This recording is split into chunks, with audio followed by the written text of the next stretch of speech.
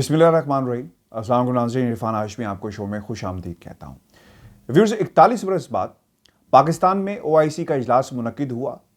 آج کے بعد پوری دنیا پاکستان کو کس نظر سے دیکھے گی، بھارت پاکستان کے بارے میں اب کیا سوچ رہا ہے اور امریکہ کی حکمت عملی کیا ہوگی، خصوصاً اس وقت جب پرائم منسٹر آف پاکستان نے کہا کہ وہ جنگ جو امریکہ نے افغانستان پہ مسلط کی اور 20 برس بعد وہ یہاں سے خاموشی سے چلا جاتا ہے، یہ میس امریکہ کا کریٹ کیا ہوا ہے، اور اگر اس پر قابو نہ پایا گیا تو خطے میں ہیومینیٹیرین کرائسس خصوصاً افغانستان میں پیدا ہو سکتا ہے، جس کا ڈائریکٹ امپیکٹ پاکستان پہ بھی ہوگا۔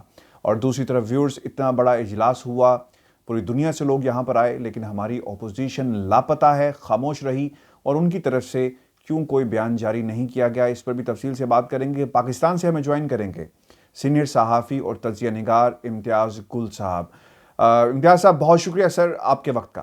امتیاز صاحب، 41 برس بعد OIC کا اجلاس ہوتا ہے، جس آج پرائم منسٹر نے بھی کہا کہ جب اس کا آخری اجلاس ہوا تھا تب بھی افغانستان کا معاملہ تھا، آج بھی افغانستان کی بات کی جا رہی ہے، 2021 ختم ہو رہا ہے، 2022 میں ہم جا رہے ہیں۔ سر، کیا سگنیفیکنس ہے OIC کا اجلاس پاکستان میں ہونا؟ پوری دنیا اس وقت پاکستان کو دیکھ رہی ہے۔ دیکھیے عرفان، اس کی غیر معمولی اہمیت ہے۔ یہ کوئی OIC کے تناظر میں نہیں ہے، بلکہ ایک بین الاقوامی تناظر میں ہے، اس لیے کہ اس کا 1 پوائنٹ ایجنڈا افغانستان ہے، اور سعودی عرب نے بنیادی طور پہ پاکستان کو یہ درخواست کی تھی کہ آپ اپنے ہاں یہ کانفرنس منعقد کروا لیں OIC کے جھنڈے تلے۔ اور اس میں اب یہ صرف OIC کانفرنس نہیں رہی ہے، بلکہ اس میں سیکورٹی کونسل کے جو 5 مستقل ارکان ہیں وہ بھی شامل ہیں، اور اس کے علاوہ یورپین یونین کی طرف سے بھی نمائندے بھیجے گئے ہیں، اور اس طرح یہ ایک بین الاقوامی اجتماع کی حیثیت اختیار کر گیا ہے۔ اور خوش قسمتی کی بات یہ ہے کہ یہ پاکستان میں ہو رہا ہے، اور اس میں کسی حد تک موجودہ حکومت کا ایک کردار رہا ہے۔ موجودہ حکومت بھی اس میں شامل ہے، اور جو عسکری قیادت ہے، چونکہ دونوں نے مل کے افغانستان، امریکہ یا بھارت کے ساتھ تعلقات کی پالیسی کو استوار کیا ہے، اور اس لحاظ سے یہ غیر معمولی اہمیت اختیار کر گیا ہے کہ یہ پاکستان میں ہو رہا ہے۔ اور شاید ہمارا یہ خیال ہے کہ شاید امریکہ اور اس کے جو قریبی یورپی اتحادی ہیں وہ بھی اس موقع کو استعمال کرنا چاہتے ہیں افغانستان کی مدد کے لیے۔ یہ اب بظاہر یہ لگ رہا ہے کہ افغانستان کی وہ مدد کرنا چاہتے ہیں، لیکن چونکہ طالبان ابھی بھی اقوام متحدہ میں، امریکہ میں اور یورپ کے اکثر ممالک میں بطور دہشت گرد تنظیم ڈیزگنیٹڈ ہیں، یعنی ان کا ابھی بھی وہ ٹائٹل ان کے ساتھ لگا ہوا ہے کہ یہ ٹیررسٹ آرگنائزیشن ہے، اور یہ ایک بہت بڑی قانونی ایک ٹیکنیکل ہچ ہے ان کی سپورٹ کی راہ میں۔ کوئی بھی ملک براہ راست ان کو مدد نہیں دے سکتا ہے، اور ہمارا شروع سے یہ خیال تھا، گزشتہ 2 ہفتے سے ہم خود بھی کوشش کر رہے تھے کہ تمام ڈونرز کو اس راستے پہ لایا جائے جس کو کہتے ہیں نج کرنا، کہ آپ سینکشنز اور ٹیررسٹ ڈیزگنیشن سے ہٹ کے اس کو بائی پاس کر کے افغانستان کی فوری امداد کے لیے کوشش کریں، کیونکہ ہیومینیٹیرین اسسٹنس کی جو بار بار بات ہو رہی ہے وہ ریاست افغانستان کو نہیں سنبھال سکے گی۔ یہ تو آپ لوگوں کے منہ میں چھوٹے چھوٹے خوراک تھوڑی تھوڑی ڈال رہے ہیں، لیکن اس ریاست کو دہشت گردی سے اور کولیب سے بچانے کے لیے بڑا ضروری ہے کہ اس کا جتنا سروسز سیکٹر ہے، خاص طور پہ تعلیم ہے، شعبہ صحت ہے، اور پھر وہ حکومت کے ملازمین ہیں، فوج، پولیس اور دوسرے ملازمین جو کہ تقریباً 10 لاکھ کے قریب ہیں۔ تو یہ ہو سکتا ہے کہ اس کانفرنس کے ذریعے اس براہ راست ان شعبوں کو ان کے ورکرز کی تنخواہیں فراہم کرنے کے لیے، ان کے اخراجات پورے کرنے کے لیے فنڈنگ کا کوئی سلسلہ شروع ہو جائے۔ امتیاز صاحب، سعودی عرب نے 1 ارب ریال کی امداد کا اعلان کیا ہے، اور پرائم منسٹر پاکستان نے بھی یہ کہا کہ امریکہ کو طالبان سے جو اپنے تعلقات ہیں، جس طرح وہ سمجھتے ہیں، اور جو پولیٹیکل اس کا امپیکٹ ہے، اسے سائڈ پہ رکھ کر دیکھنا ہوگا، کیونکہ ہیومینیٹیرین کرائسس پیدا ہو سکتا ہے، اور امداد کو بحال کیا جائے۔ یہ بہت ہی امپورٹنٹ چیزیں ہیں۔ پاکستان تحریک انصاف کی جو حکومت ہے وہ، اور آرمی، پاکستان آرمی نے جو کردار ادا کیا اس خطے کے لیے بہت ہی امپورٹنٹ ہے۔ سر، اگر اس پر قابو نہ پایا گیا، چونکہ بارڈرز ہمارے اوپن ہیں، وہاں پہ کرائسس شروع ہوا تو اس کا ڈائریکٹ امپیکٹ پاکستان پہ آئے گا. کیا حکمت عملی ہو سکتی ہے اور اس تناظر میں آپ اسے کیسے دیکھتے ہیں؟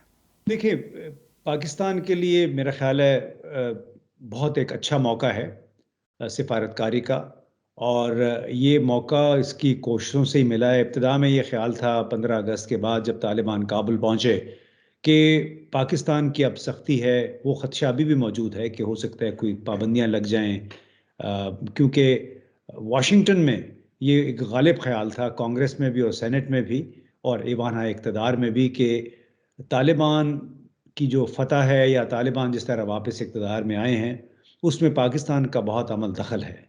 یعنی ایک بڑا مشہور فقرہ تھا جو واشنگٹن کے اہل اختیار جو ہے کہا کرتے تھے، کانگریس مین بھی، کہ the boys are responsible for our defeat. اس سے مراد تھی کہ پاکستان کی فوج. تو ابھی یہ ہوا ہے کہ افغانستان کے لیے امداد سے متعلق جو ڈیفنس بل واشنگٹن میں، یعنی پینٹاگون کے لیے جو مدد یا جو فنڈنگ ہے منظور ہوئی ہے، اس میں بھی پاکستان کا لفظ بھی انہوں نے ہٹا دیا ہے، جس کا یہ مطلب ہے کہ فی الحال پاکستان پہ فوکس نہیں ہے. تو اس لحاظ سے دیکھا جائے تو پاکستان کی کوششیں کسی حد تک یہ برابر ثابت ہوئی. وہ جو خدشہ تھا کہ فوری طور پہ پاکستان کو کوئی سزا ملے گی، اور اس وجہ سے بھی کہ پاکستان چین کا ساتھ دے رہا ہے، خاصی حد تک ڈیموکریسی سمٹ میں بھی شرکت نہیں کی ہے، وہ فی الحال خطرہ ٹلتا دکھائی دے رہا ہے. اب کس حد تک یہ جتنی بھی امداد کا بھی اعلان ہو رہا ہے یا ہوگا، اس کو چینلائز کیا جا سکے گا افغانستان کے لیے تاکہ طالبان حکومت کے لیے مسئلہ پیدا نہ ہو، یہ بھی دیکھنا باقی ہے.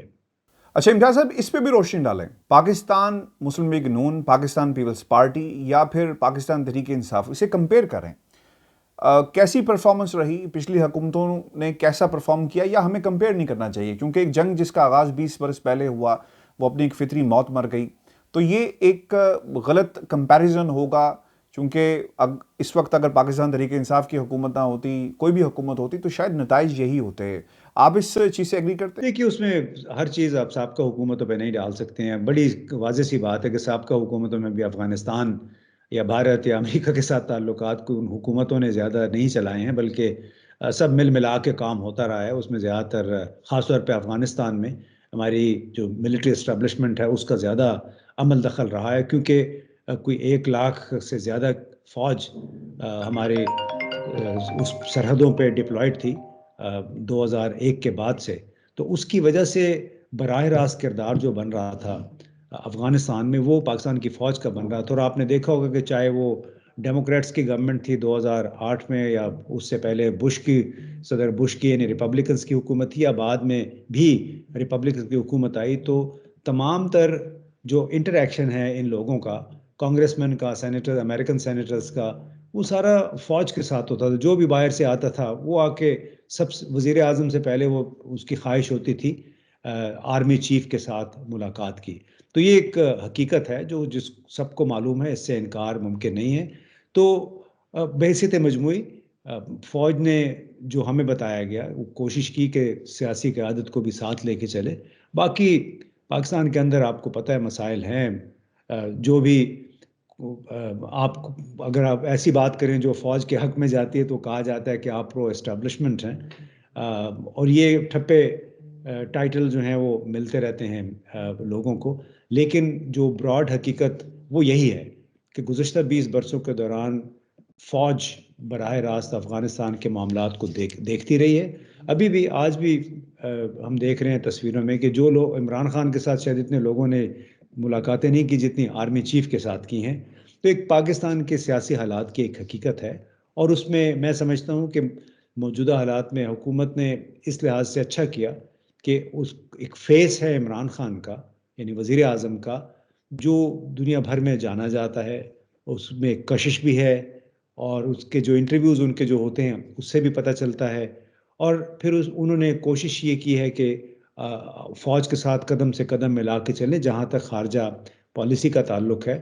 اور آپ نے دیکھا ہوگا چاہے وہ بورس جانسن ہے، ایون ڈونلڈ ٹرمپ نے بھی اپنی کسی پریس کانفرنس میں واحد جو غیر ملکی لیڈر کا ذکر کیا وہ عمران خان کا ذکر کیا. ابھی بورس جانسن نے اپنے گلاسکو سمٹ میں عمران خان کا ذکر کیا کہ انہوں نے وہاں پہ $1 بلین ट्री सुनामी लेके आए हैं, तो इमरान खान से, पाकिस्तान से लोगों को सीखना चाहिए। तो ये पाकिस्तान की इस लिहाज से मैं समझता हूँ खुशकिस्मती है कि पहली मरतब 40 साल के बाद इतने ज़्यादा मुल्कों के रहनुमा पाकिस्तान में आए हैं, और ये कोई मामूली बात नहीं है। इसके ज़रिए मेरा ख्याल है पाकिस्तान को अपना बैरूनी ममालिक में तशख़्ख़ुस बेहतर करने का भी मौका मिलेगा। अच्छा सर, ऑपोजिशन क्यों खामोश है? ऑपोजिशन मुकम्मल तौर पे लापता है। इतना बड़ा इवेंट हुआ, किसी की तरफ से कोई बयान जारी नहीं हुआ, शहबाज शरीफ नहीं बोले, मरियम औरंगज़ेब की तरफ से बयान आया कि आज भी इमरान खान को जो है वो नून लीग के अलावा कुछ नज़र नहीं आता। यानी इस किस्म के बयान जारी किए जा रहे हैं। वो थर्ड फोर्थ कैटेगरी है, टियर है लीडरशिप का, जो इस तरह मुल्क की जो आलमी सियासत है, जो पाकिस्तान की इंटरनेशनल सियासत है, उसे देख रही है। और बिलावल भुट्टो जरदारी ने तो सर आज भी वो धांधली का जो राग था वो अलापते हुए में नजर आए। अपोजिशन सर कहाँ पे है, क्यों खामोश है? देखिए, वो शायद इसी वजह से खामोश है कि ये पाकिस्तान की नेकनामी का ज़रिया सबब बन सकता है। तो इसलिए मेरा ख़्याल है दानिशमंदी का तकाज़ा भी ये है कि जहाँ पे पाकिस्तान के इमेज की बात आए, जहाँ पे पाकिस्तान को एक मौका मिल रहा है अपने हालात बेहतर करने का, अपना तशख़्ख़ुस उजागर करने का, वहाँ पे तमाम एक हो जाएँ। और ये एक ख़ासा है, अगर भारत को देख लें या बांग्लादेश को देख लें, मगरबी ममालिक से हम अपना मुवाज़ना नहीं करते, लेकिन कम से कम हमारे इर्द गिर्द के जो ममालिक है, वहाँ जब किसी मुल्क की बात आती है, कौमी मफाद की बात आती है, तो उसमें खामोश हो जाते हैं। और उसके अलावा भी आपको भी मालूम है इरफान के चाहे पीपल्स पार्टी है या चाहे मुस्लिम लीग है, इनके बड़े बड़े रहनुमा हैं, उनके फिर ज़ाती मरासिम भी हैं ओआईसी के कई ममालिक के साथ, चाहे वो तुर्की हो, चाहे वो सऊदी अरब हो, मुत्तहदा अरब अमारात हो। इन लोगों की इन्वेस्टमेंट्स भी हैं वहाँ पे, इन कारोबारी इनके कॉन्टेक्ट्स भी हैं इन मुल्कों में। कतर के साथ आपको मालूम है, जब शायद खाकान अब्बासी थे वज़ीर पेट्रोलियम, बाद में वज़ीर आज़म भी बने, तो एक वो भी मसलहत इनके आड़े आती है कि वो कोई इस तरह की बात नहीं कर सकते जिससे वो ख़ास तौर पे उन ममालिक के रहनुमा नाराज़ हों जो पाकिस्तान शिरकत के लिए आए हुए हैं, क्योंकि तो फिर एक दूसरे के साथ इनके मफादात भी तो बन जाते हैं ना। यानी वो मफादात उसी वक्त तक बंदे रहेंगे जब तक पाकिस्तान की हुकूमत उस पर एतराज़ नहीं करेगी।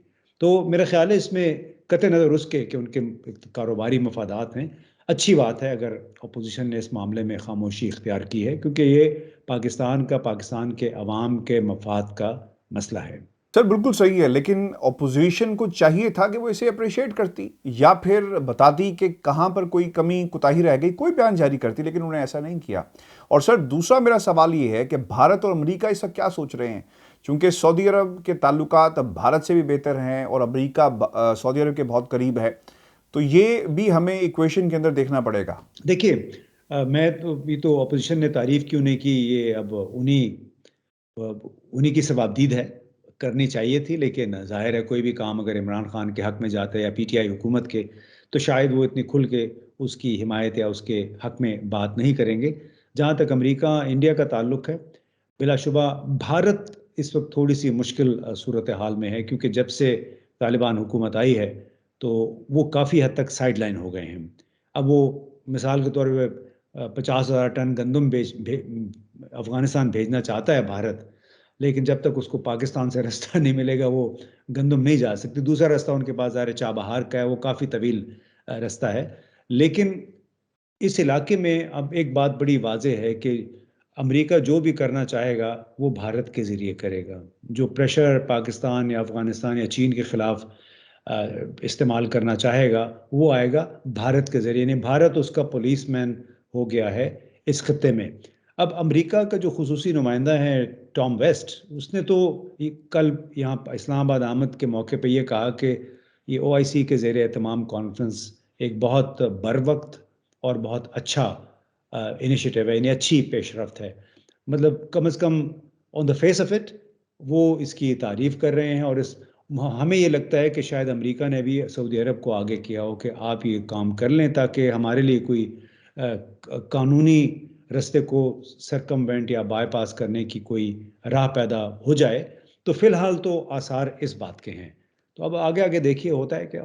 बहुत शुक्रिया इम्तियाज गुल साहब। व्यूअर्स, ये हमारा आज के शो था। अपने कमेंट्स जरूर भेजिएगा, चैनल को सब्सक्राइब करना मत भूलें। इजाज़त दीजिए, अल्लाह ने के बाद।